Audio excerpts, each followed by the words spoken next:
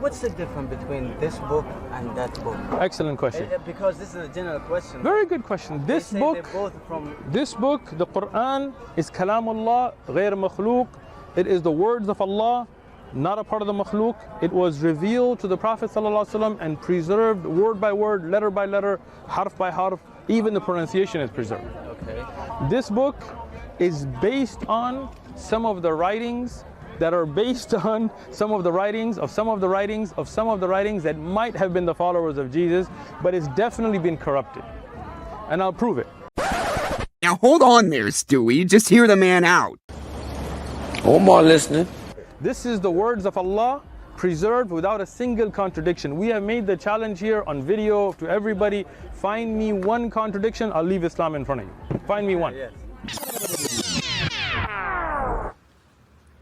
That wasn't Challenge accepted. Initially, when I encountered the violence in Islam, I said, well, this can't be the true Islam.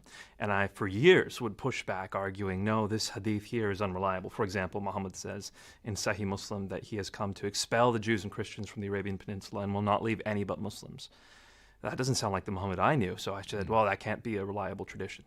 And then another tradition from Sahih Bukhari, which says, I have been ordered to fight people until they testify that there is no God but Allah, and only then will their lives and their property be saved from me.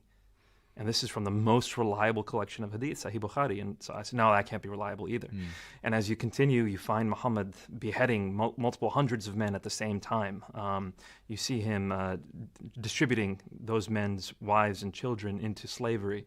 You see him torturing people for money. You see him all these atrocities within Muhammad's life, and not always in defensive battles by any means, offensively as well.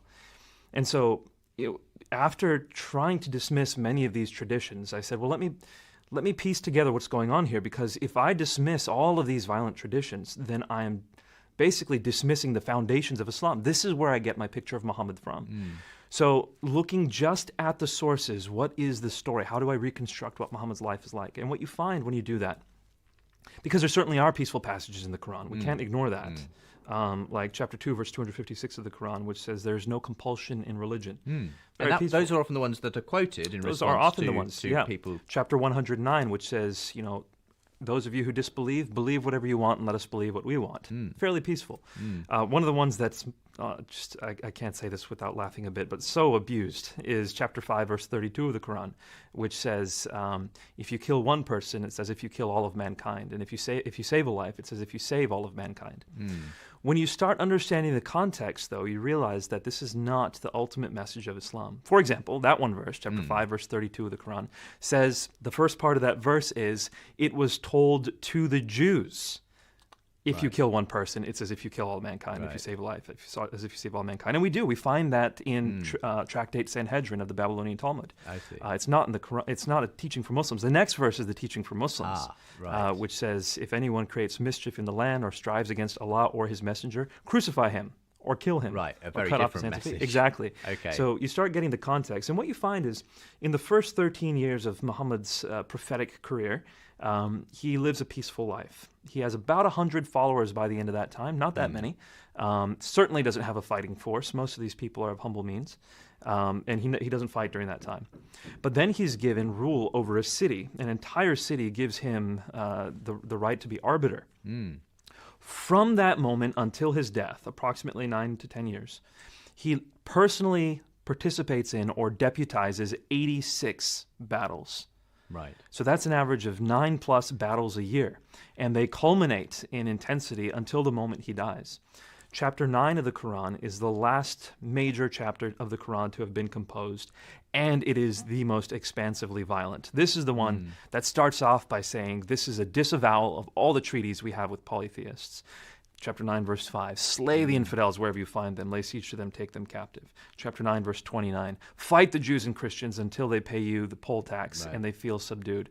Why? Chapter 9, verse 33, Islam has been made to prevail over every religion. So, I mean, chapter 9 is the most violent. It's the culmination of the Islamic message. It's the marching orders that Muhammad leaves Muslims with, which is why when he dies, Muslims conquer 1/3 of the known world within 150 years. Right. These were the by messages. the sword. Well, it's complex. Once again, they would tell places, if you do not convert, then you have the option to pay a tax, and if you don't pay that tax, then we will fight you. The jizya. Exactly. Yeah. So it was expanding into territory. The first option people were given was conversion. The second option was paying a tax, and if that didn't happen, then it was by the sword. And do you basically see this as effectively the modus operandi of groups like ISIS today? Well, this has been the classical understanding of Islam up until the fall of the Ottoman Empire. No Muslim really ever had qualms with it. It's what it was, and this is the means through which Allah had given Muslims dominance around the world. And it wasn't until Muslims had to as a culture, flip the script and start playing the defensive, the victim card, which they hadn't done before. So, for example, the Crusades. Many Muslims will point to the Crusades now and say this is another example of Christian sort of superiority complex and trying to keep us down and oppressing us.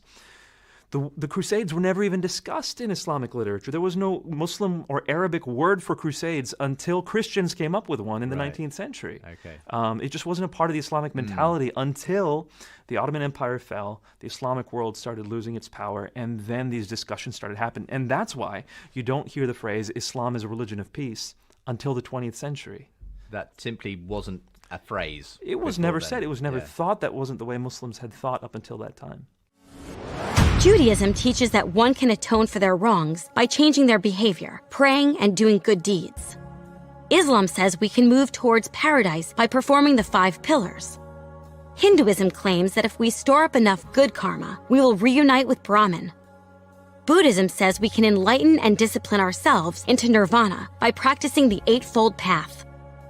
But in this story, the father embraced his son and fed him before he did any work. Why?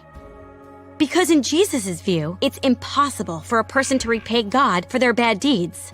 God is a perfect judge who cannot be bought off with anything that we have to offer. Jesus said that when we die, we will face God with all of our deeds laid out.